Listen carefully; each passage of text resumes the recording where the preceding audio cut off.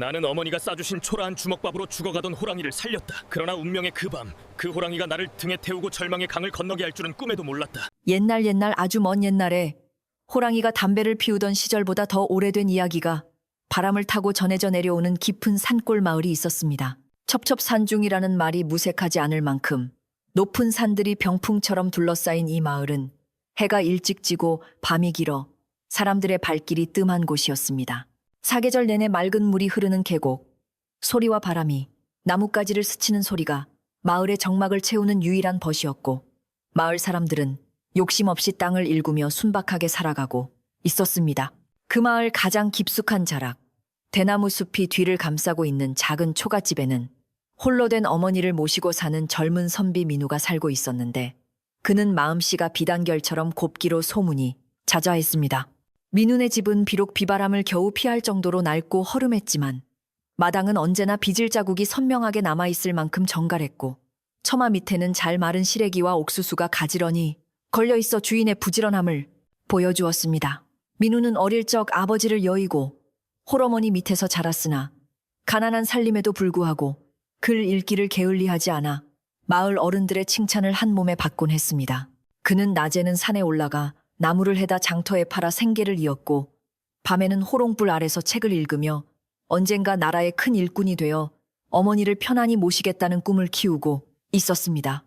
그의 눈빛은 맑은 산의 정기를 닮아 깊고 그윽했으며 태도는 언제나 겸손하여 누구에게나 공손하게 대했습니다. 어느 늦가을 산바람이 제법 차갑게 옷깃을 파고들던 날이었습니다.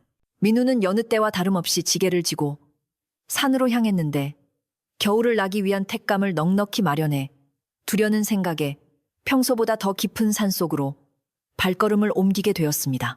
발밑에서는 바스락거리는 낙엽 소리가 들려왔고, 머리 위로는 붉게 물든 단풍이 마지막 빛을 뽐내며 떨어지고 있었습니다.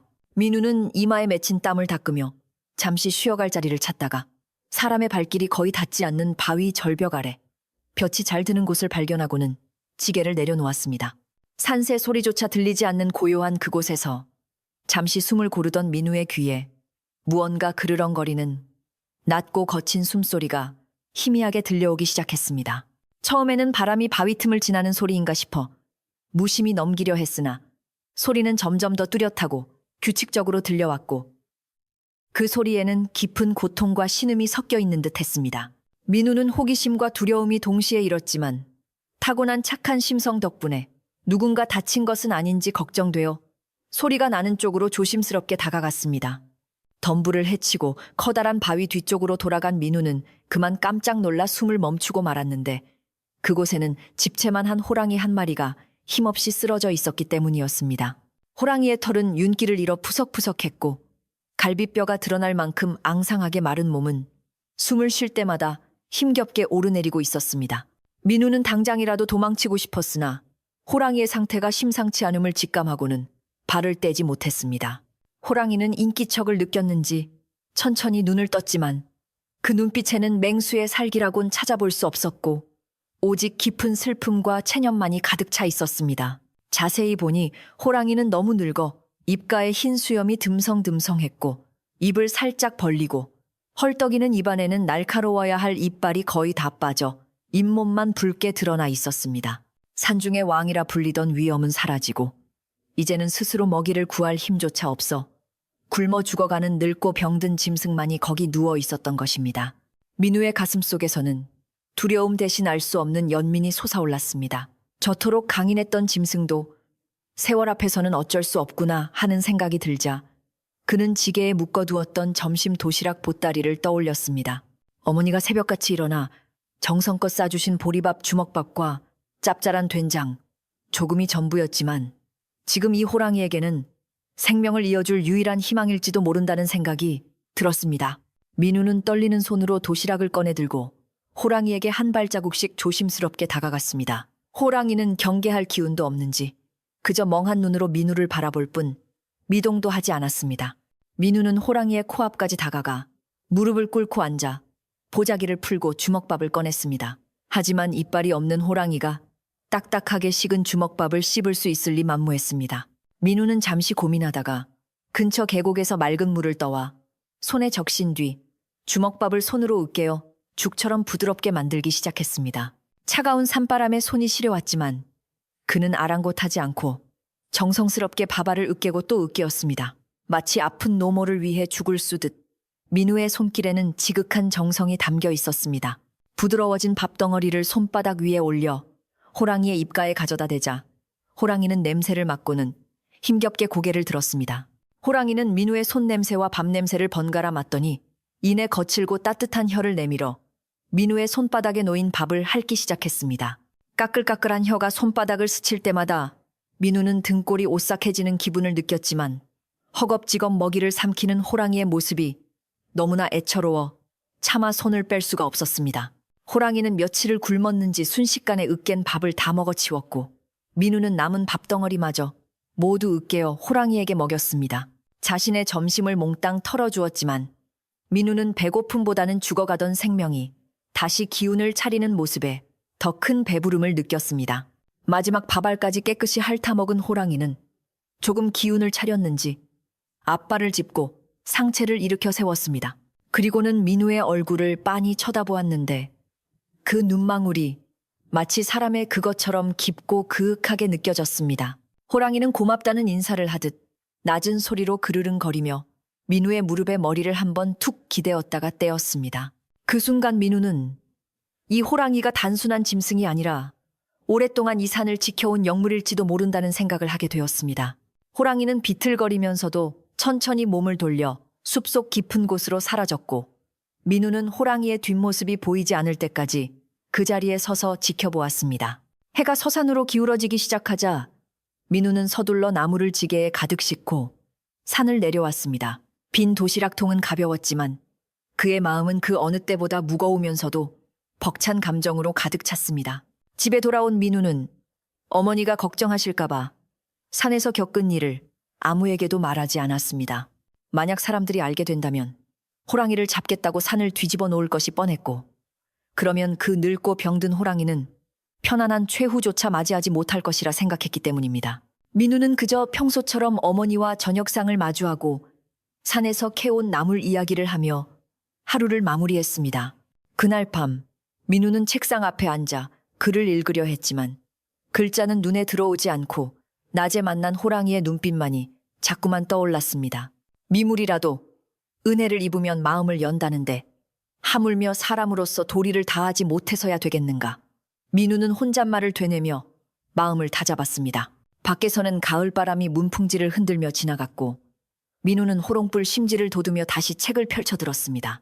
비록 가진 것은 없어도 마음만은 넉넉했던 민우의 선행은 아무도 없는 깊은 산속 바위만이 알고 있는 비밀로 남게 되었습니다.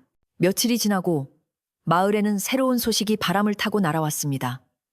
나라에서 인재를 뽑기 위한 큰 과거 시험이 한양에서 열린다는 방이 곳곳에 붙은 것입니다.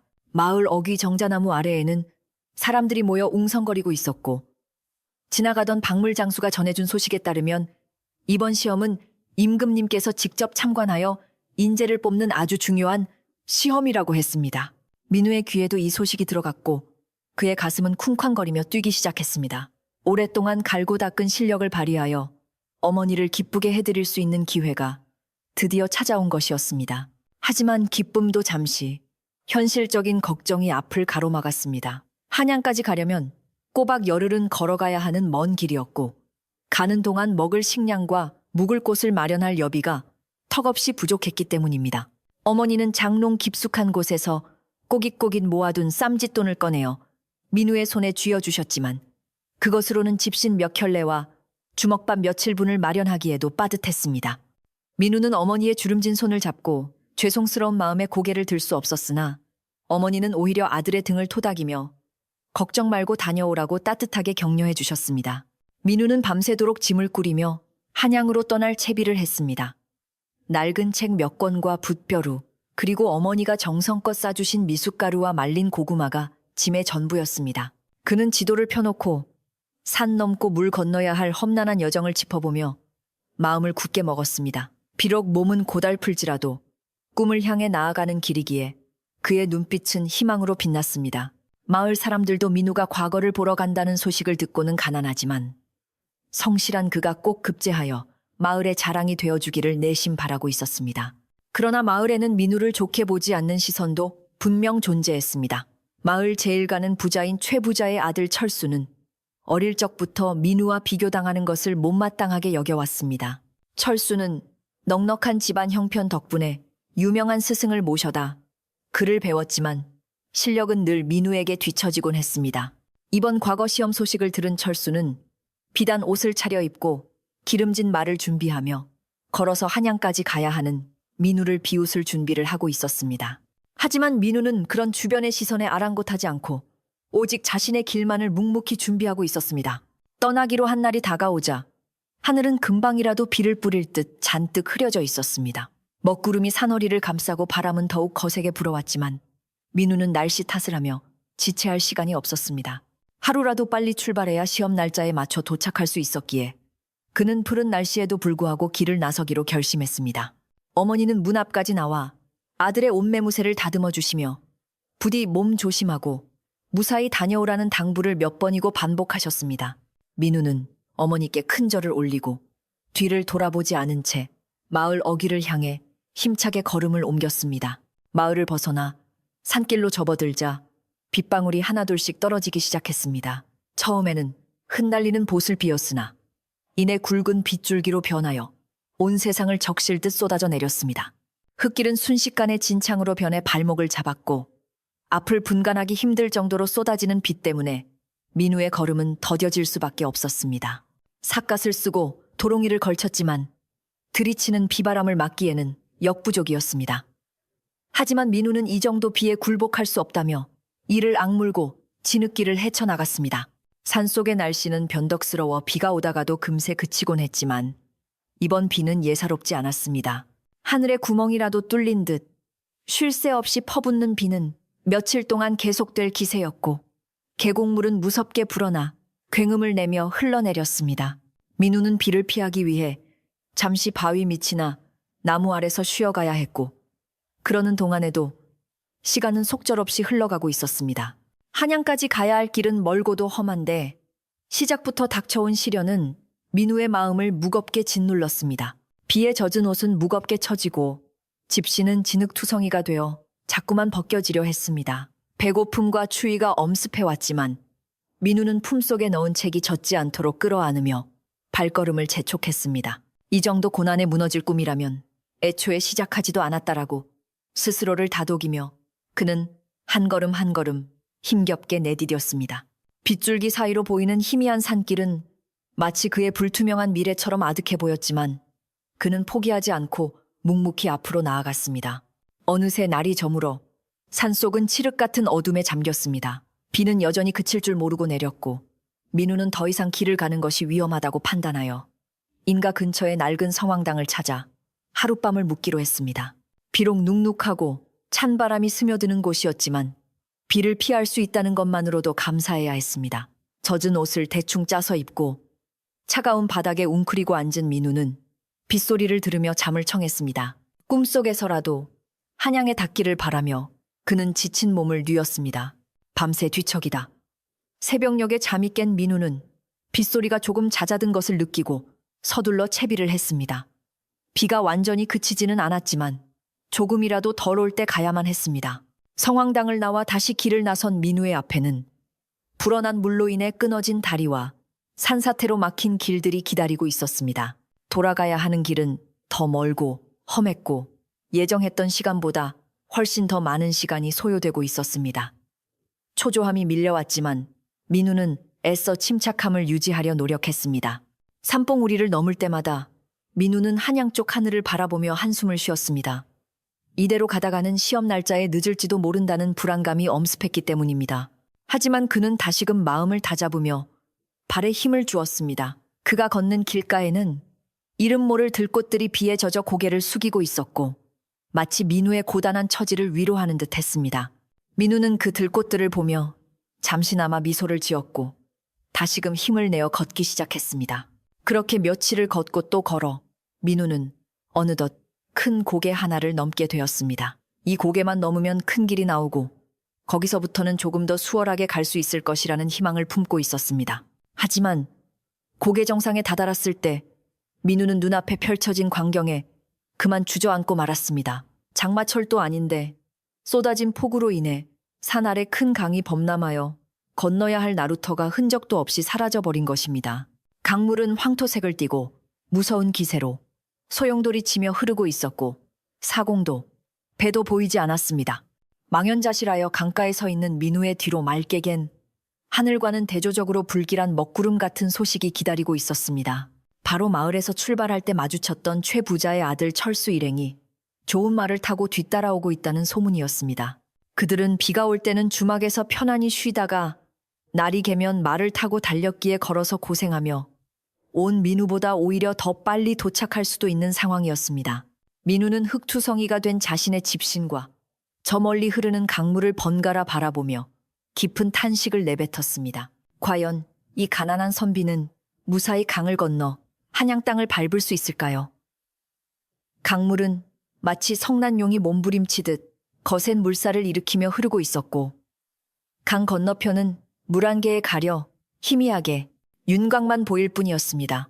나루터는 이미 불어난 물에 잠겨 흔적조차 찾을 수 없었고 강을 건너려던 몇몇 보부상들도 짐을 내려놓은 채 발만 동동 구르고 있었습니다.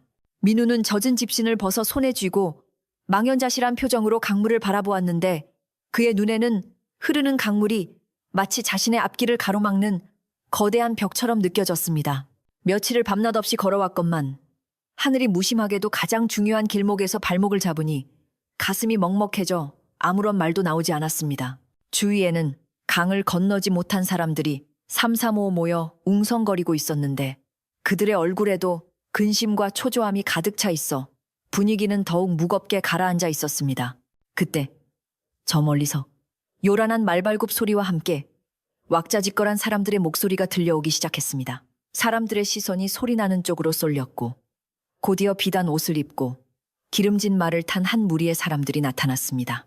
그들은 바로 민우와 같은 마을에 사는 최 부자의 아들 철수와 그를 호위하는 하인들이었습니다. 철수는 비를 피해 주막에서 편안히 쉬다 왔는지 옷차림이 말끔했고 얼굴에는 피곤한 기색이라곤 찾아볼 수 없을 만큼 윤기가 흘렀습니다. 하인들은 주인의 앞길을 트기 위해 소리를 지르며 사람들을 밀쳐냈고 나루터에 모여있던 힘없는 백성들은 주눅이 들어 길을 비켜줄 수밖에 없었습니다. 철수는 말 위에서 거만하게 아래를 내려다보며 진흙투성이가 된 채 서 있는 민우를 발견하고는 입가에 비릿한 웃음을 띄었습니다. 철수는 말에서 내리지도 않은 채 채찍 끝으로 민우를 가리키며 큰 소리로 비아냥거렸습니다. 이게 누구신가? 우리 마을의 자랑인 천재 선비 민우가 아니더냐? 꼴을 보니 거지 행색이 따로 없구나. 그래, 걸어서 한양까지 가겠다더니 고작 여기서 멈춘 게냐? 그의 목소리에는 조롱과 멸시가 가득 담겨 있었고 주위 사람들의 시선이 민우에게 집중되었습니다. 민우는 수치심에 얼굴이 화끈거렸지만 묵묵히 고개를 숙이고 아무런 대꾸도 하지 않았습니다. 철수는 그런 민우의 반응이 재미있다는 듯 더욱 큰 소리로 웃으며 말을 이었습니다. 네가 아무리 글을 잘 읽은들 운이 따라주지 않으면 무슨 소용이겠느냐. 하늘도 네가 과거를 보는 것을 원치 않으시는 모양이다. 철수의 하인들은 주인의 말에 맞장구를 치며 킬킬거렸고 민우는 주먹을 꽉 쥐며 치밀어 오르는 분노를 억눌렀습니다. 그때 철수가 하인 하나를 불러 무언가 귓속말을 하더니 하인은 돈주머니를 흔들며 강가에 있는 늙은 사공을 찾아 나섰습니다. 사공은 배를 띄우기 위험하다며 손사래를 쳤지만 하인이 건넨 두툼한 돈주머니를 보고는 눈빛이 흔들리기 시작했습니다. 이 정도 돈이면 배가 뒤집혀도 호강하고 남겠소. 내 특별히 댁들만 건겨주리다. 사공은 위험을 무릅쓰고 배를 띄우기로 했고 철수 일행은 의기양양하게 배에 오를 채비를 했습니다. 이를 지켜보던 다른 사람들도 제발 태워달라고 애원했으나 철수는 매몰차게 그들을 외면했습니다. 민우는 염치불구하고 철수에게 다가가 고개를 숙이며 부탁했습니다. 철수야, 나도 이 배에 좀 태워주게. 시험 날짜가 얼마 남지 않아. 이 배를 놓치면 한양에 갈 수가 없어. 내 나중에 꼭 은혜를 갚음세. 민우의 간절한 목소리에도 철수는 코웃음을 치며 그를 밀쳐냈습니다. 내 배에 너 같은 거지를 태울 자리는 없다. 은혜. 네가 무슨 수로 나에게 은혜를 갚는단 말이냐. 썩 꺼지거라. 철수는 민우를 흙탕물 속으로 밀어버리고는 훌쩍 배에 올라탔습니다. 배는 기우뚱거리며 강물 위로 나아갔고 민우는 진흙 바닥에 넘어진 채 멀어지는 배를 바라보며 절망감에 눈물을 흘려야 했습니다. 철수를 태운 배가 위태롭게 강을 건너는 모습을 지켜보던 사람들 사이에서 깊은 한숨 소리가 터져 나왔습니다. 돈 있고 힘 있는 자들은 저렇게라도 길을 가는데 가진 것 없는 사람들은 그저 하늘만 원망해야 하는 현실이 야속하기만 했습니다. 민우는 젖은 옷을 털 생각도 하지 못한 채 멍하니 강물만 바라보고 있었는데 그때 낡은 삿갓을 쓴 노인 한 분이 민우의 곁으로 다가왔습니다. 노인은 허름한 옷을 입고 있었지만 눈빛만은 맑고 깊어 범상치 않은 기운을 풍기고 있었습니다. 그는 넘어진 민우를 일으켜 세우며 옷에 묻은 흙을 털어주었습니다. 노인은 민우의 어깨를 토닥이며 나지막하고도 힘있는 목소리로 말했습니다. 젊은이 너무 상심하지 말게. 물이 차면 넘치고 달도 차면 기우는 법일세. 저 거센 물살을 돈으로 거스를 수는 있어도 하늘의 뜻까지 거스를 수는 없는 법이지. 민우는 노인의 말에 고개를 들어 그를 바라보았습니다. 노인은 강 건너편을 응시하며 말을 이었습니다. 빠르다고 해서 반드시 먼저 도착하는 것도 아니고 늦었다고 해서 영영 못 가는 것도 아니라네. 자네가 쌓은 덕이 있다면 반드시 길은 열릴 것이야. 노인의 말은 마치 알 수 없는 예언처럼 들렸고 민우의 얼어붙은 마음을 조금이나마 녹여주었습니다. 한편 민우가 떠난 마을에서도 민우를 걱정하는 목소리가 높아지고 있었습니다. 며칠째 계속된 폭우로 인해 아랫마을로 가는 길이 끊겼다는 소식이 들려왔고 마을 사람들은 한양으로 가는 길목인 큰 강이 범람했을 것이라 짐작하며 혀를 찼습니다. 아이고 우리 착한 민우가 거기서 발이 묶였으면 어쩐다냐. 이번 과거에 꼭 급제해야 홀어머니 호강시켜 드릴 텐데. 우물가에 모인 아낙네들은 물동이를 내려놓고 걱정스러운 얼굴로 이야기를 나누었습니다. 민우의 성실함을 누구보다 잘 아는 이웃들이기에 그의 불운을 마치 자신의 일처럼 안타까워했습니다. 민우의 어머니는 아들이 떠난 후 하루도 빠짐없이 정화수를 떠놓고 천지신명께 빌고 있었습니다. 비바람이 몰아치던 밤에도 장독대에 올라가 촛불을 켜고 아들의 무사 안녕을 기원했습니다. 비나이다 비나이다. 우리 민우가 무사히 한양에 도착하여 뜻을 펼치게 해주옵소서. 가난한 어미 탓에 고생만 한 자식입니다. 부디 굽어 살펴 주옵소서. 어머니의 간절한 기도는 빗소리에 묻혀 희미하게 흩어졌지만 그 정성만은 하늘에 닿을 듯 지극했습니다. 어머니는 낡은 문틀을 잡고 하염없이 밖을 내다보며 아들이 돌아올 날만을 손꼽아 기다리고 있었습니다. 다시 강가로 돌아와 해는 완전히 저물어 사방은 칠흑 같은 어둠에 휩싸였습니다. 비는 그쳤지만 불어난 강물 소리는 밤이 되자 더욱 크게 들려와 사람들의 불안감을 증폭시켰습니다. 갈 곳 없는 나그네들은 근처의 나무 밑이나 바위 뒤에 웅크리고 앉아 추위와 싸우고 있었고 민우 역시 커다란 느티나무 아래 자리를 잡고 앉았습니다. 젖은 옷이 마를 새가 없어 몸이 으슬으슬 떨려왔지만 불을 피울 마른 장작조차 구할 수 없는 상황이었습니다. 민우는 품속에 고이 간직한 서책을 꺼내어 어루만지며 어머니의 얼굴을 떠올렸습니다. 어머니 죄송합니다. 소자가 능력이 부족하여 강 앞에서 멈추고 말았습니다. 민우는 자책하며 깊은 한숨을 내쉬었습니다. 철수가 배를 타고 건너간 지 한참이 지났으니 그는 이미 따뜻한 주막에서 몸을 녹이고 내일이면 다시 말을 타고 한양으로 향할 것이 분명했습니다. 반면 자신은 물이 빠지기를 기다려야 하는데 물이 빠진다 해도 걸어서 한양까지 가기에는 이미 시간이 너무 늦어버렸습니다. 사실상 이번 과거 시험은 포기해야 한다는 생각이 머릿속을 지배하자 민우는 참았던 눈물을 뚝뚝 흘리고 말았습니다. 밤이 깊어지자 주위는 쥐 죽은 듯 고요해졌고 오직 강물 소리와 풀벌레 소리만이 들려왔습니다. 민우는 잠을 청하려 했지만 억울함과 분함 그리고 미래에 대한 막막함 때문에 쉽사리 잠들 수가 없었습니다. 그때 옆에 앉아있던 노인이 마른 대추 몇 알을 민우에게 건네주었습니다. 이걸 좀 들게나. 빈속으로 밤을 새우면 몸이 상하는 법이야. 민우는 감사한 마음으로 대추를 받아 입에 넣었습니다. 달큰한 대추 맛이 입안에 퍼지자 긴장이 조금 풀리는 듯 했습니다. 노인은 민우를 물끄러미 바라보다가 의미심장한 말을 툭 던졌습니다. 자네 혹시 산에서 귀한 인연을 맺은 적이 있지 않은가? 민우는 깜짝 놀라 노인을 쳐다보았습니다. 산에서 늙은 호랑이를 만났던 일은 아무에게도 말하지 않았는데 처음 보는 노인이 어떻게 알았는지 의아했습니다. 무슨 말씀이신지요? 민우가 조심스럽게 묻자 노인은 빙그레 웃으며 대답을 피했습니다. 세상 만물은 다 연결되어 있는 법이지. 자네가 베푼 선행이 있다면 그것이 돌고 돌아 언젠가는 자네에게 돌아오게 되어 있네. 오늘 밤은 부디 마음을 편히 먹고 잠을 청하게. 노인은 그 말을 끝으로 삿갓을 눌러쓰고 눈을 감았습니다. 민우는 노인의 정체가 궁금했지만 더 이상 묻지 못하고 고개를 갸웃거리며 다시 생각에 잠겼습니다. 시간이 얼마나 흘렀을까? 새벽녘이 되자 강가에는 짙은 안개가 끼기 시작했습니다. 한 치 앞도 분간할 수 없을 만큼 자욱한 안개는 신비롭기까지 하여 마치 다른 세상에 온 듯한 착각을 불러일으켰습니다. 민우는 선잠에서 깨어 주위를 둘러보았으나 노인은 온데간데 없이 사라지고 없었습니다. 어르신하고 불러보았지만 대답은 없었고 오직 안개 속에서 물 흐르는 소리만 들려올 뿐이었습니다. 민우는 기이한 느낌을 받으며 자리에서 일어났습니다. 안개 때문인지 강물 소리가 조금 잦아든 것 같기도 하고 공기의 흐름이 묘하게 바뀌었음을 감지했습니다. 민우는 강가로 천천히 걸어 나갔습니다. 여전히 강물은 검붉은 빛을 띠며 흐르고 있었지만 어젯밤보다는 수위가 조금 낮아진 듯 했습니다. 하지만 여전히 배 없이는 건널 수 없는 상황이었고 시험장까지 남은 날짜를 계산해 보니 오늘 당장 출발해도 늦을 것이 확실했습니다. 절망적인 현실은 변하지 않았고 민우의 어깨는 다시 축 늘어졌습니다. 이제 정말 끝인 건가? 그는 강물에 비친 자신의 초라한 모습을 바라보며 체념 섞인 독백을 내뱉었습니다. 그 순간 안개 낀 강 건너편 숲에서 무언가 번쩍이는 불빛 같은 것이 보였습니다. 처음에는 반딧불인가 싶었지만 불빛은 두 개가 나란히 빛나며 점점 민우가 있는 쪽을 향해 다가오는 듯한 느낌을 주었습니다. 그리고 바람결에 실려 익숙한 냄새가 코끝을 스쳤습니다.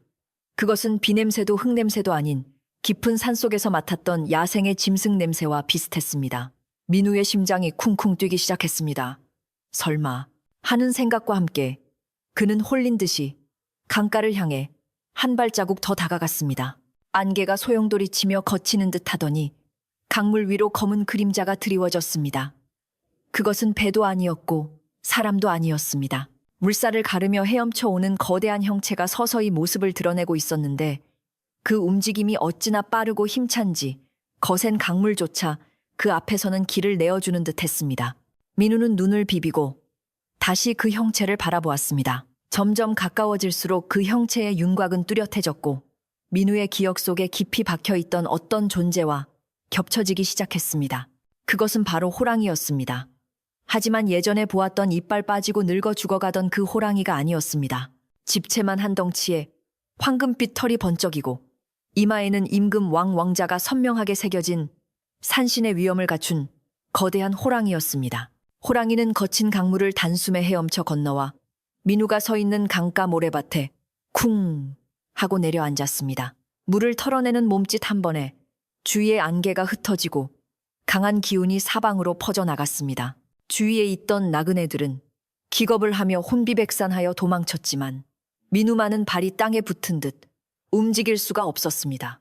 호랑이는 도망가는 사람들은 거들떠보지도 않고 오직 민우만을 뚫어지게 응시했습니다. 그 눈빛은 지난날 민우가 도시락을 나누어 주었을 때 보았던 그 깊고 그윽한 눈빛과 똑같았습니다. 호랑이는 천천히 민우에게 다가와 젖은 머리를 민우의 가슴팍에 비비며 낮은 소리로 그르릉거렸습니다. 그 소리는 마치 오랜 친구를 만난 반가움의 표시이자 자신이 늦지 않게 도착했음을 알리는 신호 같았습니다. 민우는 떨리는 손을 들어 호랑이의 젖은 털을 쓰다듬었습니다. 너로구나. 정말 너였어. 건강해졌구나. 민우의 눈에서 뜨거운 눈물이 흘러내렸습니다. 호랑이는 민우의 인사를 받자마자 몸을 낮추어 등을 내밀었습니다. 마치 탈하는 듯이 고개를 뒤로 돌려 민우를 바라보며 꼬리를 툭툭 쳤습니다. 민우는 호랑이의 뜻을 알아차리고 잠시 망설였으나 이내 결심한 듯 보찜을 단단히 메고 호랑이의 등 위에 올라탔습니다. 호랑이의 등은 생각보다 넓고 따뜻했으며 든든함이 느껴졌습니다. 민우가 자리를 잡자 호랑이는 우렁찬 포효를 한번 내지르고는 땅을 박차고 달릴 준비를 했습니다. 그 울음소리는 산천을 뒤흔들었고 강물조차 잠시 멈칫하는 듯 했습니다. 이제 민우와 호랑이 앞에는 1000리 길이나 되는 먼 여정이 기다리고 있었습니다. 사람의 발로는 도저히 닿을 수 없는 시간, 말보다 더 빠른 그 무엇이 필요했던 순간. 산신의 사자나 다름없는 호랑이가 민우의 다리가 되어준 것입니다. 민우는 호랑이의 목덜미를 꽉 잡으며 마음속으로 외쳤습니다. 한양으로 가자. 늦지 않게 가보자. 호랑이는 민우의 마음을 읽기라도 한 듯 뒷다리에 힘을 주며 화살처럼 앞으로 튀어나갔습니다. 바람을 가르는 소리가 귓가를 때리며 믿기 힘든 질주가 시작되려 하고 있었습니다. 호랑이가 땅을 박차고 오르는 순간 민우는 마치 몸이 허공으로 붕 뜨는 듯한 현기증을 느꼈습니다. 귀가 먹먹해질 정도로 거센 바람 소리가 고막을 때렸고 눈을 뜰 수 없을 만큼 강한 맞바람이 얼굴을 세차게 때렸습니다. 민우는 본능적으로 호랑이의 굵은 목을 끌어안고 털 속에 얼굴을 파묻었는데 호랑이의 털은 겉보기와 달리 비단처럼 부드럽고 화로처럼 따뜻했습니다. 호랑이의 네 발이 땅에 닿는 충격은 거의 느껴지지 않았고 마치 구름 위를 달리는 듯 부드럽고 탄력 있는 움직임만이 전해져 왔습니다.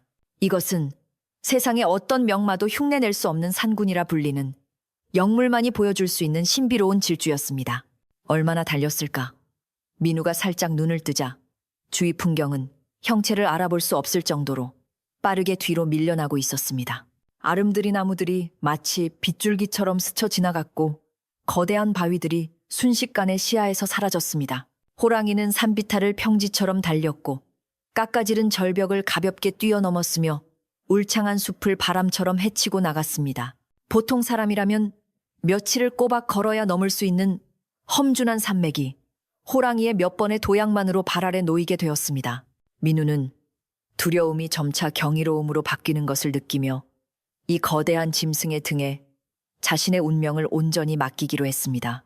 달리는 호랑이의 발끝에서는 푸르스름한 광채가 피어오르는 듯 했습니다. 땅을 딛는 소리는 쿵쿵거리는 둔탁한 소리가 아니라 사락사락 낙엽을 스치는 소리처럼 가볍고 경쾌했습니다.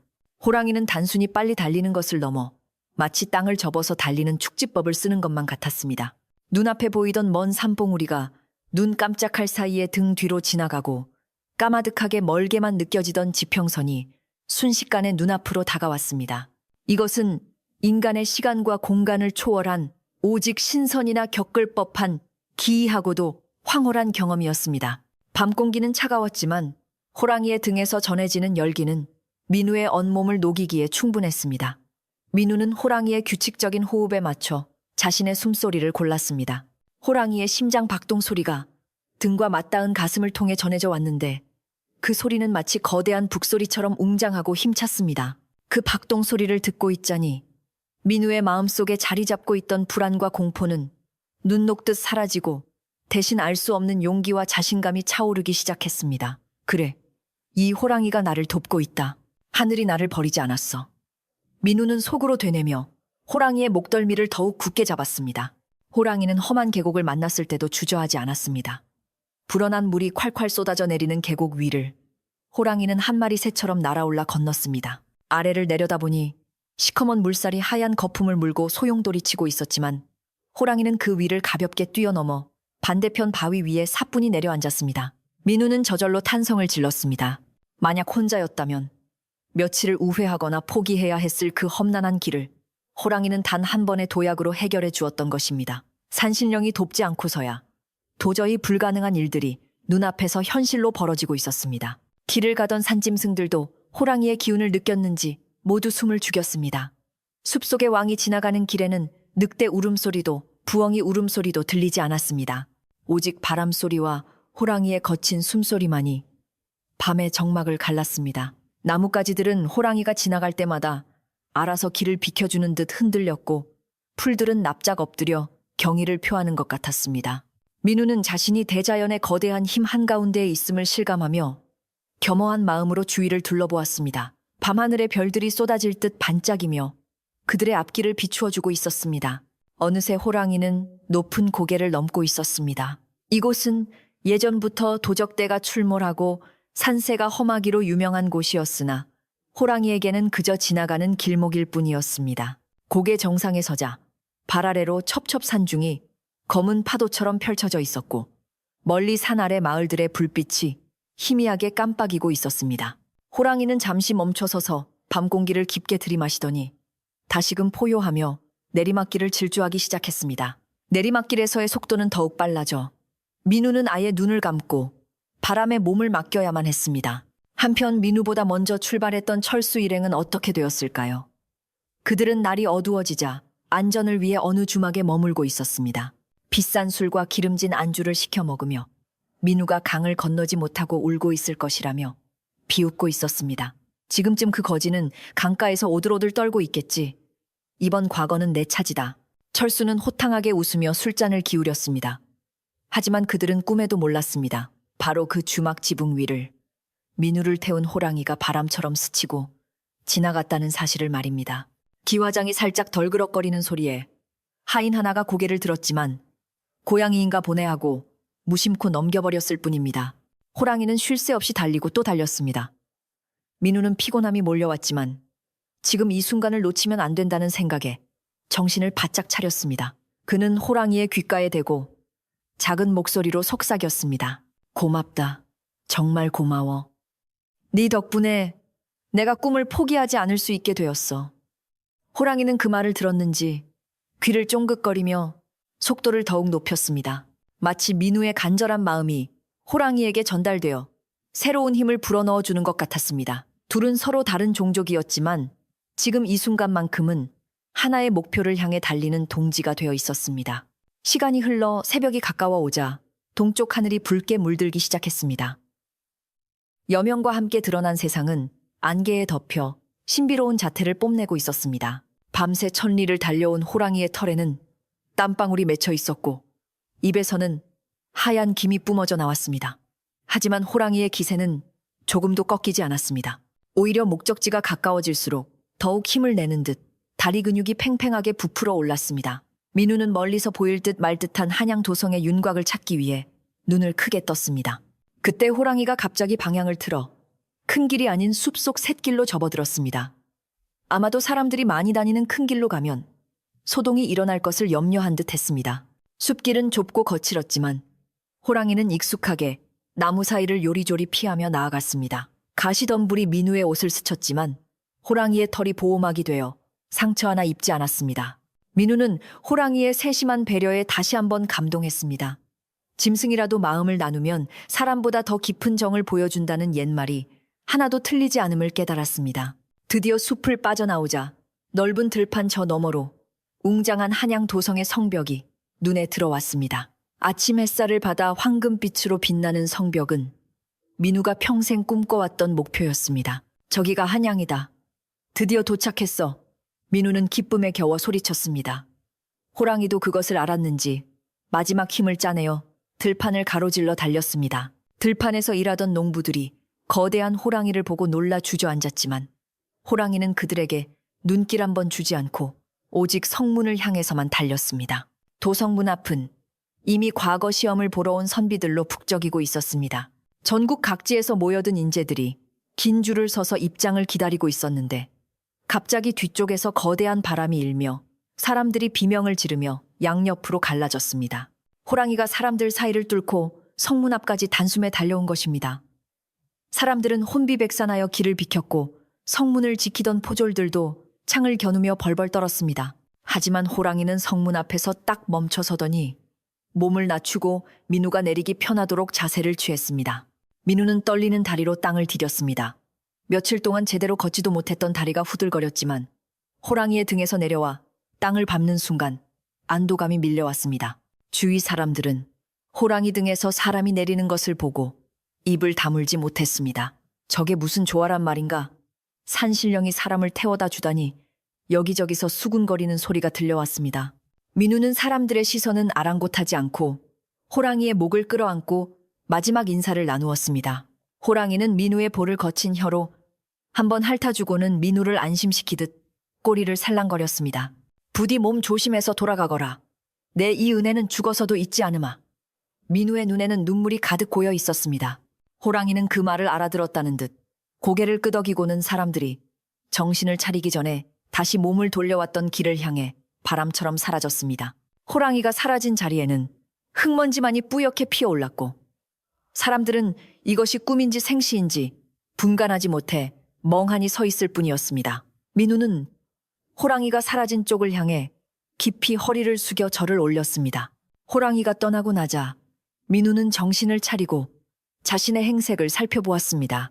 옷은 흙투성이에 머리는 헝클어져 있었지만 그의 눈빛만은 그 어느 때보다 맑고 강인하게 빛나고 있었습니다. 그는 보찜을 고쳐 매고 성문 안으로 발걸음을 옮겼습니다. 포졸들도 기이한 광경에 압도되어 민우를 막지 못하고 길을 열어주었습니다.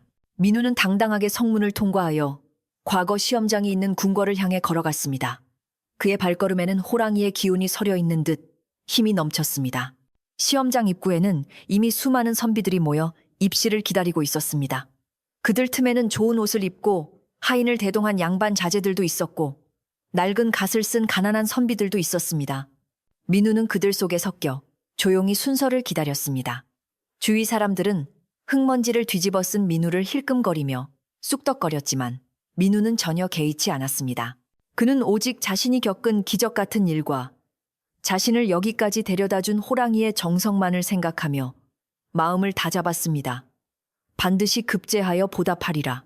민우의 결의는 바위처럼 단단했습니다. 그때 멀리서 북소리가 둥둥 울리며 시험장 입장이 시작되었습니다. 민우는 심호흡을 크게 하고 대문을 향해 걸어갔습니다. 문지기가 신분증인 호패를 확인하고 들여보내 주었습니다. 시험장 안은 엄숙하고 긴장된 공기가 흐르고 있었고 수백 개의 책상이 질서정연하게 놓여 있었습니다. 민우는 자신의 번호를 찾아 자리에 앉았습니다. 먹을 갈고 붓을 정리하는 그의 손길은 침착했고 떨림은 없었습니다. 이제 모든 준비는 끝났고 오직 실력으로 증명하는 일만 남았습니다. 자리에 앉아 먹을 갈던 민우는 문득 철수 생각이 났습니다. 그는 도착했을까 주위를 둘러보았지만 철수의 모습은 보이지 않았습니다. 아마도 밤새 술을 마시고 늦게 출발했거나 진흙탕길에 말이 지쳐 아직도 오고 있는 중일 것입니다. 민우는 묘한 기분을 느끼며 먹물에 붓을 적셨습니다. 돈과 권력으로 앞서가려 했던 자는 뒤처지고 진심과 선행으로 인연을 맺은 자는 기적처럼 제 시간에 도착했습니다. 이것이 바로 하늘의 이치라는 생각이 들었습니다. 시험관이 높은 단상에 올라와 시험 시작을 알리는 시제를 발표했습니다. 큰 두루마리가 펼쳐지고 글자가 드러나자 장내에는 잠시 침묵이 흘렀습니다. 시제는 신해와 보은에 관한 것이었습니다. 민우는 시제를 보는 순간 소름이 돋았습니다. 바로 자신이 겪은 이야기, 호랑이와의 만남과 그가 보여준 믿음에 대한 이야기를 쓸 수 있는 주제였기 때문입니다. 민우는 붓을 들어 거침없이 글을 써 내려가기 시작했습니다. 꾸며낸 이야기가 아닌 가슴속에서 우러나오는 진실된 문장들이 종이 위를 수놓았습니다. 민우의 분놀림은 춤을 추듯 유려했고 글자 하나하나에는 힘이 실려 있었습니다.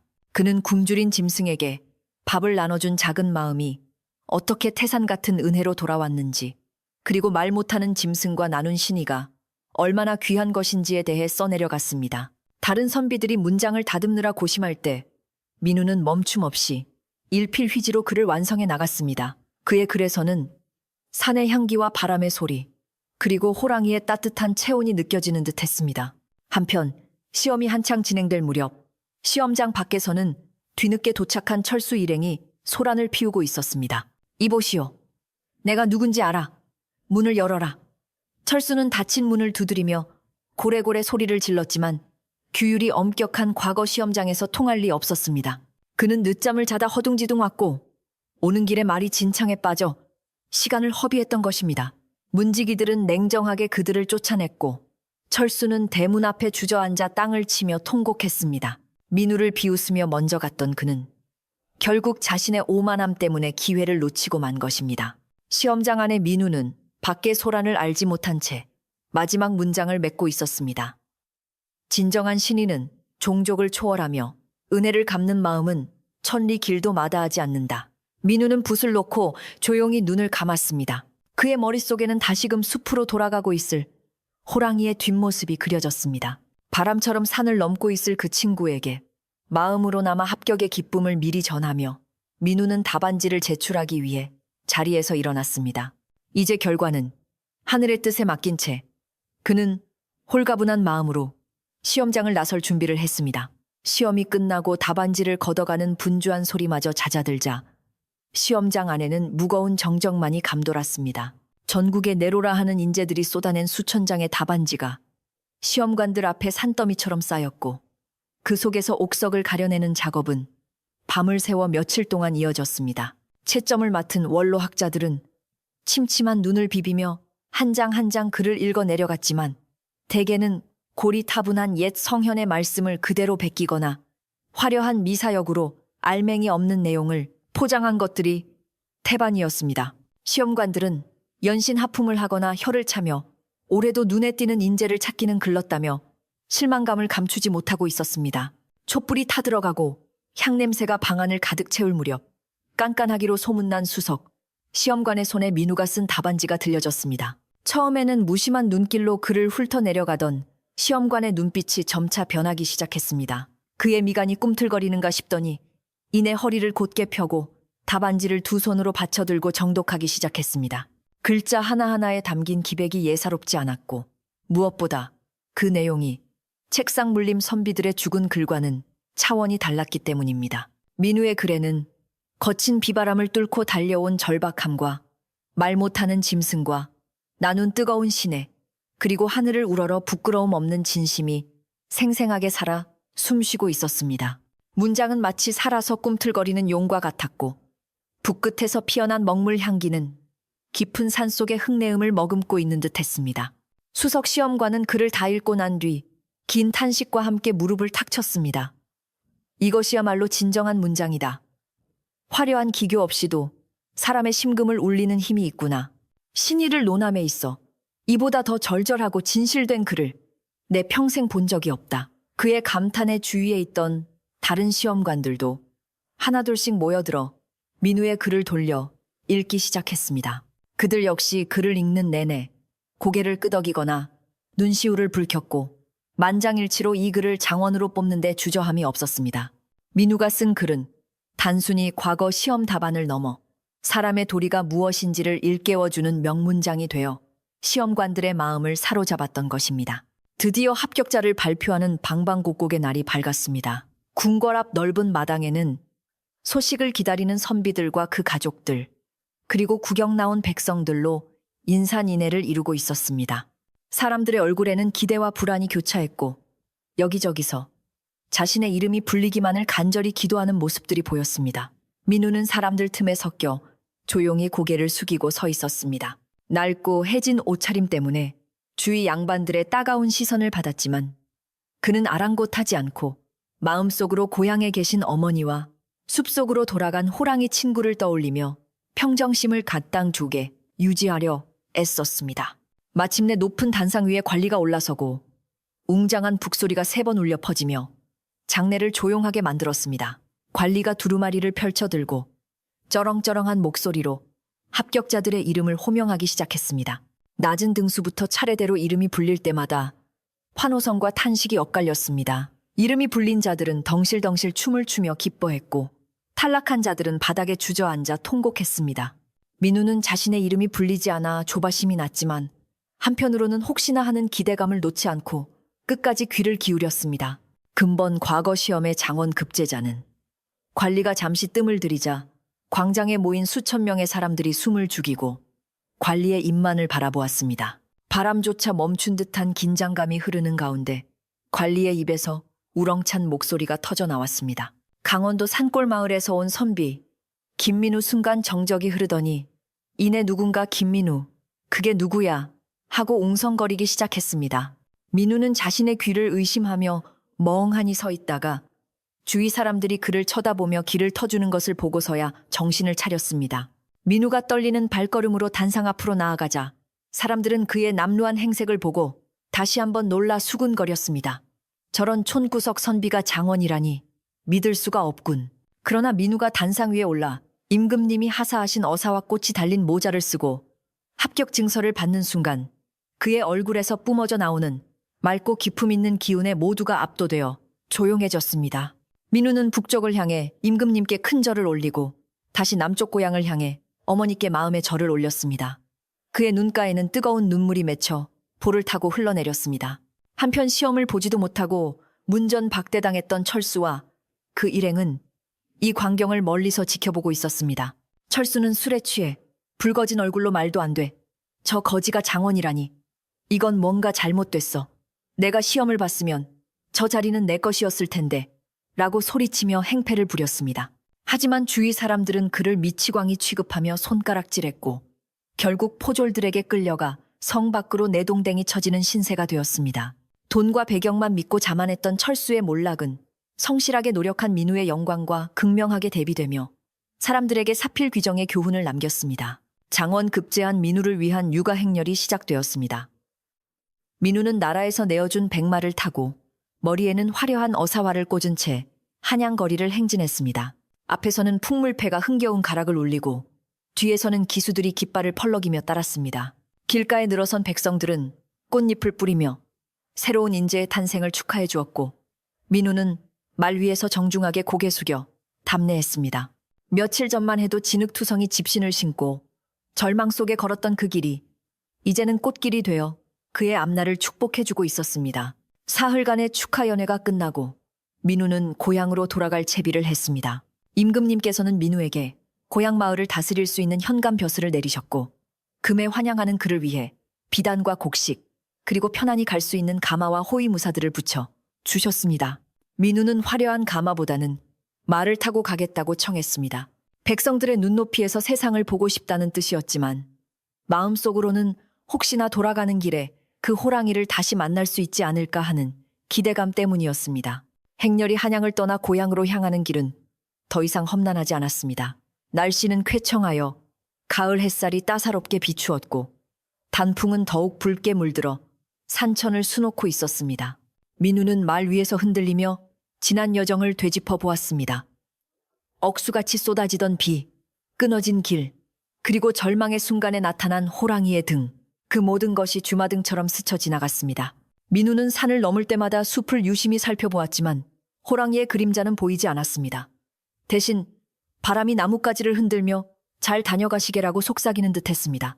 그 시각 민우의 고향 마을에서는 흉흉한 소문이 돌고 있었습니다. 먼저 마을에 도착한 철수가 자신의 부끄러움을 감추기 위해 거짓말을 퍼뜨린 탓이었습니다. 철수는 촌사람들에게 이번 시험은 취소되었소. 그리고 민우 그 녀석은 오는 길에 물에 빠져 죽었는지 아니면 도망쳤는지 코빼기도 보이지 않았소. 라고 떠벌리고 다녔습니다. 마을 사람들은 그 말을 듣고 혀를 차며 안타까워했고 민우의 어머니는 식음을 전폐하고 자리에 눕고 말았습니다. 내 아들이 그럴 리 없다. 분명 무슨 사단이 난 게야. 어머니는 죄탄 눈으로 천장만 바라보며 하염없이 눈물만 흘렸습니다. 철수네 집에서는 민우가 돌아오지 않을 것이라 확신하고 민우네 집 텃밭까지 탐을 내며 으름장을 놓고 있었습니다. 빚 대신 이 밭이라도 내놓으시오. 아들도 없는 노인네가 넓은 땅이 무슨 소용이요. 철수의 하인들이 어머니를 괴롭히며 행패를 부릴 때 마을 어귀에서 요란한 나팔 소리가 들려왔습니다. 물러거라 신임 현감 행차시다. 쩌렁쩌렁한 외침과 함께 오색 깃발이 펄럭이며 화려한 행렬이 마을로 들어서기 시작했습니다. 마을 사람들은 혼비백산하여 길가에 엎드렸고 행패를 부리던 철수의 하인들도 깜짝 놀라 뒷걸음질 쳤습니다. 아니, 현감님이 우리 마을엔 웬일이시지? 사람들은 웅성거리며 고개를 조아렸습니다. 행렬은 정확히 민우네 낡은 초가집 앞에서 멈춰 섰습니다. 사람들의 궁금증이 극에 달했을 때 말 위에서 늠름한 관복을 입은 청년이 사뿐히 내려왔습니다. 관모 아래로 보이는 얼굴은 너무나도 익숙한 바로 그 효자 민우였습니다. 어머니 소자 민우가 돌아왔습니다. 민우의 목소리가 마당에 울려 퍼지자 방 안에 누워있던 어머니는 꿈인가 싶어 벌벌 떨며 문을 열고 나왔습니다. 눈부신 관복을 입은 아들을 본 어머니는 신발도 신지 못한 채 흙바닥으로 달려나왔고 민우는 넙죽 엎드려 어머니께 큰 절을 올렸습니다. 어머니 못난 아들이 늦게 돌아왔습니다. 부디 용서하십시오. 어머니는 아들을 끌어안고 목 놓아 울었습니다. 아이고, 내 새끼 살아서 돌아왔구나. 그것만으로도 고마운데 장원 급제라니 이게 꿈이냐 생시냐. 두 모자의 상봉을 지켜보던 마을 사람들도 모두 눈시울을 붉히며 기뻐했습니다. 민우가 해냈어, 우리 마을의 경사야. 사람들은 얼싸안고 춤을 추며 환호했습니다. 반면 담벼락 뒤에서 이 광경을 훔쳐보던 철수와 그 아버지는 얼굴이 사색이 되어 벌벌 떨고 있었습니다.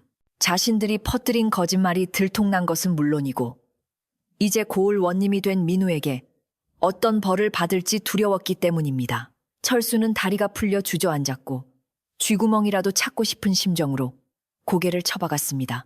민우는 어머니를 부축하여 방으로 모신 뒤 밖으로 나와 마을 사람들에게 인사를 건넸습니다. 어르신들, 그동안 별거 없으셨는지요? 부족한 제가 나라시를 맡게 되어 이렇게 돌아왔습니다. 그의 태도는 예전과 다름없이 겸손하고 공손했습니다. 사람들은 민우의 손을 잡으며 자기 일처럼 기뻐했고 그동안 철순의 위세에 눌려하지 못했던 이야기들을 쏟아내고 싶어 했습니다. 하지만 민우는 손을 들어 그들을 제지하며 온화하게 웃었습니다. 오늘은 기쁜 날이니 묵은 감정은 털어내고 다 함께 즐겨주십시오.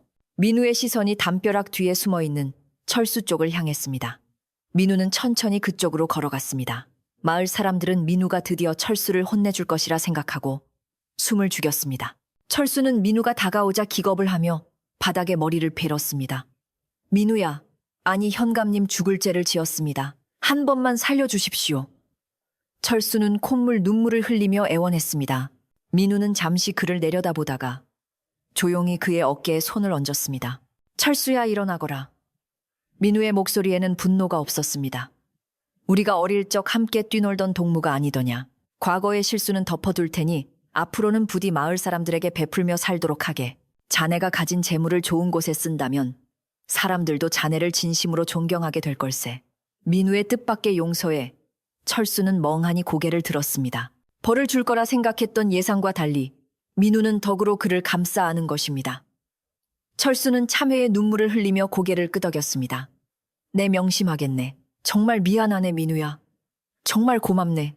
그날 저녁, 민우네 마당에서는 큰 잔치가 벌어졌습니다. 민우가 가져온 고기와 술을 마을 사람들에게 아낌없이 나누어 주었고 집집마다 웃음꽃이 피어났습니다. 솥뚜껑 뒤집히는 소리, 전 부치는 냄새, 아이들의 웃음소리가 어우러져 마을은 오랜만에 활기를 되찾았습니다. 낡은 초가집은 사람들로 북적거렸지만 그 어느 대궐보다 따뜻하고 풍요로워 보였습니다. 어머니는 아들이 따라주는 술을 받으며 세상에서 가장 행복한 미소를 지으셨습니다. 밤이 깊어가고 잔치 흥이 무르익을 무렵 민우는 잠시 사람들의 눈을 피해 뒤뜰로 나갔습니다. 달빛이 은은하게 비추는 대나무 숲을 바라보며 그는 마음속 깊은 곳에 담아두었던 친구를 불렀습니다. 호랑이님 보고 계십니까? 덕분에 제가 이렇게 돌아왔습니다. 이 은혜는 평생 잊지 않고 백성을 섬기는 좋은 관리가 되어 갚겠습니다. 바람이 대나무 잎을 스치며 사락사락 소리를 냈습니다. 마치 호랑이가 그래 잘했다라고 대답해 주는 것만 같았습니다. 민우는 챗마루에 걸터 앉아 밤하늘을 올려다 보았습니다. 북두칠성이 밝게 빛나고 있었고 마을은 평온한 잠에 들 준비를 하고 있었습니다. 모든 것이 제자리를 찾았고 억울한 일은 풀렸으며 나쁜 마음을 먹었던 이도 개과천선했습니다. 민우의 가슴 속에는 벅찬 감동과 함께 깊은 안도감이 밀려왔습니다. 이제 내일이면 새로운 날이 밝을 것이고 그는 어머니를 모시고 마을 사람들과 함께 오순도순 살아갈 것입니다. 긴 하루가 저물어가고 따뜻한 온기가 민우의 집을 감싸 안았습니다. 잔치가 끝난 뒤에 마을은 그 어느 때보다 깊고 평온한 침묵에 잠겨들었습니다. 며칠 동안 이어졌던 꽹과리 소리와 웃음소리는 밤바람에 실려 멀리 흩어졌고 이제 남은 것은 사람들의 마음에 깃든 넉넉함과 안도감이었습니다. 마을 사람들은 각자의 집으로 돌아가 따뜻한 아랫목에 누워 민우가 돌아온 이야기와 호랑이가 도왔다는 기이한 사연을 도란도란 나누며 잠을 청했습니다. 그동안 마을을 짓누르던 근심과 걱정은 봄눈 녹듯 사라졌고 밤하늘에 뜬 달조차도 마을의 평화를 축복하듯 더욱 밝고 둥근 얼굴을 내밀고 있었습니다. 민우네 집 굴뚝에서는 하얀 연기가 피어올라 평화로운 저녁 풍경을 완성하고 있었습니다. 다음 날부터 민우는 현감으로서의 업무를 시작했는데 그의 정사는 기존의 관리들과는 확연히 달랐습니다. 그는 관아의 높은 의자에 앉아 호령하는 대신 허름한 평복을 입고 마을 구석구석을 돌아다니며 백성들의 목소리에 귀를 기울였습니다. 가뭄에 물이 마른 논을 보면 직접 소매를 걷어붙이고 물기를 뱉고 비바람에 지붕이 날아간 집이 있으면 관아의 창고를 열어 석가래와 볏짚을 내어주었습니다.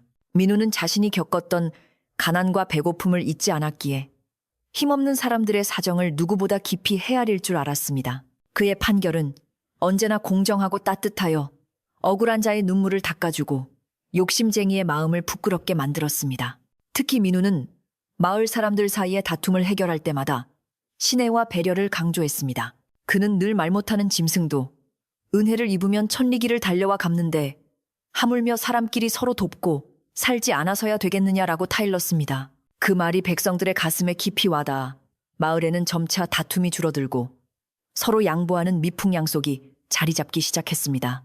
담장 하나를 두고 싸우던 이웃들이 서로 떡을 나누어 먹게 되었고 길가에 떨어진 물건을 주우면 주인을 찾아주는 일이 당연하게 여겨졌습니다. 민우의 덕치 덕분에 마을은 인근 고을에서 가장 살기 좋은 곳으로 소문이 나기 시작했습니다. 개과천선한 철수의 변화 또한 마을 사람들에게 큰 놀라움을 안겨주었습니다.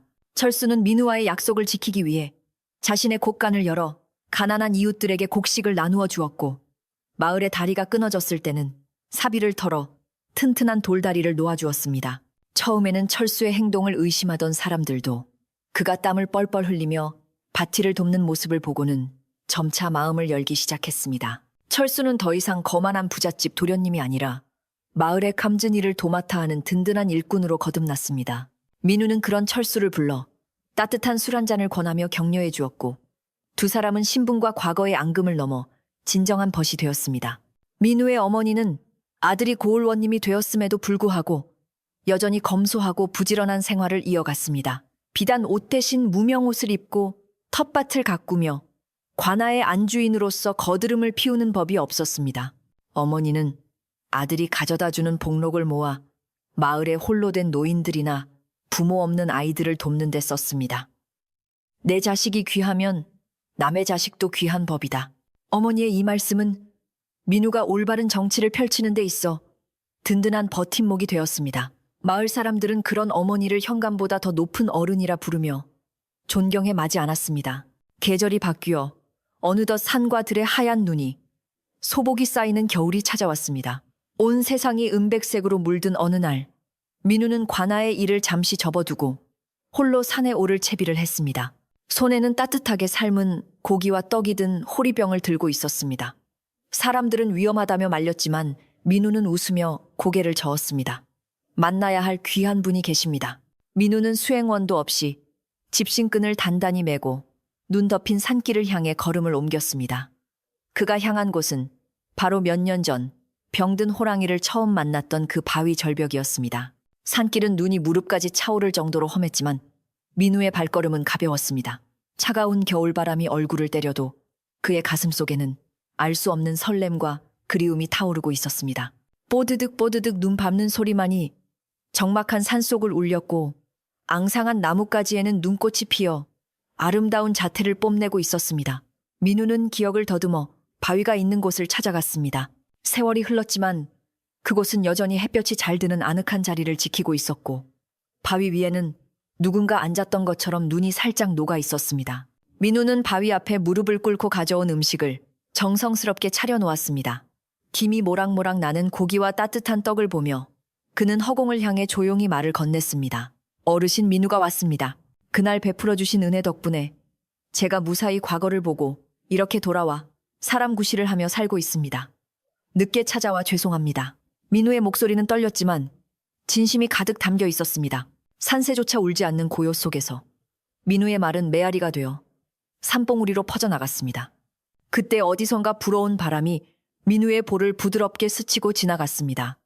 그 바람에는 익숙한 산짐승의 냄새와 함께 따뜻한 온기가 실려 있었습니다.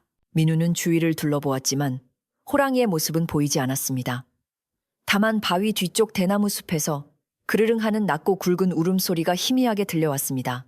그것은 위협하는 소리가 아니라 반가운 친구를 맞이하는 다정한 인사 같았습니다. 민우는 그 소리가 나는 쪽을 향해 깊이 허리를 숙여 절을 올렸습니다. 비록 눈에 보이지 않아도 마음과 마음이 닿아 있음을 느낄 수 있었습니다.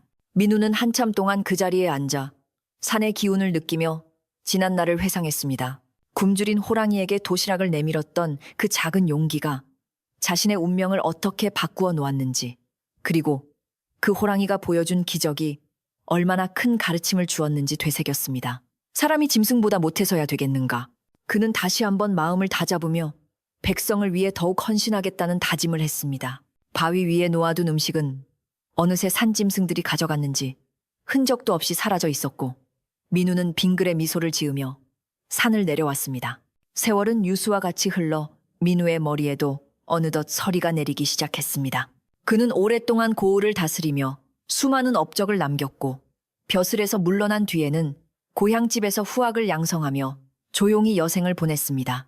마을 아이들은 민우의 사랑방에 모여 옛날 이야기를 듣는 것을 가장 좋아했는데 그 중에서도 아이들이 제일 좋아하는 이야기는 단연코 호랑이 타고 과거 보러 간 이야기였습니다. 민우는 아이들에게 이야기를 들려줄 때마다 항상 덧붙였습니다. 착한 마음은 언젠가 반드시 복으로 돌아온단다. 그러니 작은 생명이라도 소중히 여겨야 하느니라. 마을 사람들은 민우의 집 뒤에 있는 산을 범바위산이라 부르며 신성하게 여겼습니다. 사람들은 산에 오를 때마다 호랑이에게 감사의 마음을 담아 돌 하나씩을 얹어 놓았고 그 돌무더기는 어느새 큰 탑이 되었습니다. 전에 내려오는 이야기에 따르면 민우가 세상을 떠나던 날 밤 마을 뒷산에서 슬픈 호랑이의 울음소리가 밤새도록 들려왔다고 합니다. 그리고 다음 날 아침 민우의 무덤가에는 커다란 호랑이 발자국이 찍혀 있었는데 마을 사람들은 산신이 된 호랑이가 옛 친구의 마지막 길을 배웅하러 온 것이라 믿었습니다. 그 후로도 오랫동안 이 산골 마을에는 호환이나 재앙이 없었고 해마다 풍년이 들어 사람들은 배불리 먹고 편안하게 살 수 있었습니다. 나그네들은 이 마을을 지날 때면 인심이 후하고 정이 넘친다며 칭찬을 아끼지 않았고 마을 사람들은 자신들의 조상이 베푼 선행과 호랑이의 보은을 자랑스럽게 여기며 대대손손 그 뜻을 이어갔습니다. 민우와 호랑이의 이야기는 단순한 옛날 이야기가 아니라 마을을 지탱하는 정신이자 자부심이 되어 사람들의 가슴 속에 살아 숨쉬게 되었습니다. 오늘 밤도 마을 어귀의 느티나무는 바람에 흔들리며 옛 이야기를 속삭이고 있습니다. 집집마다 켜진 호롱불은 따뜻한 주황색 빛을 내며 창호지의 은은한 그림자를 드리우고 어머니의 자장가 소리에 아이들은 곤히 잠이 듭니다. 하늘에는 별들이 총총히 박혀 있고 저 멀리 산등성이에는 하얀 달빛이 내려앉아 마치 호랑이의 등처럼 부드럽게 빛나고 있습니다. 세상의 모든 소란이 잠들고 오직 평화만이 가득한 이 시간. 착한 마음을 가진 이들이라면 누구나 꿈속에서 그 황금빛 호랑이를 만나 신나는 여행을 떠날지도 모릅니다. 이제 이야기는 끝이 났습니다. 거센 비바람도 험한 산길도 세상의 편견도 모두 지나가고 남은 것은 따뜻한 아랫목과 포근한 이불의 감촉뿐입니다. 민우가 겪었던 고단했던 하루가 행복한 결실을 맺었듯 오늘 여러분의 하루도 편안한 쉼으로 마무리되기를 바랍니다. 걱정은 잠시 내려놓고 호랑이의 털처럼 부드럽고 따뜻한 꿈속으로 깊이 빠져드시길 바랍니다. 산골 마을의 맑은 바람 소리를 들으며 부디 편안히 주무십시오.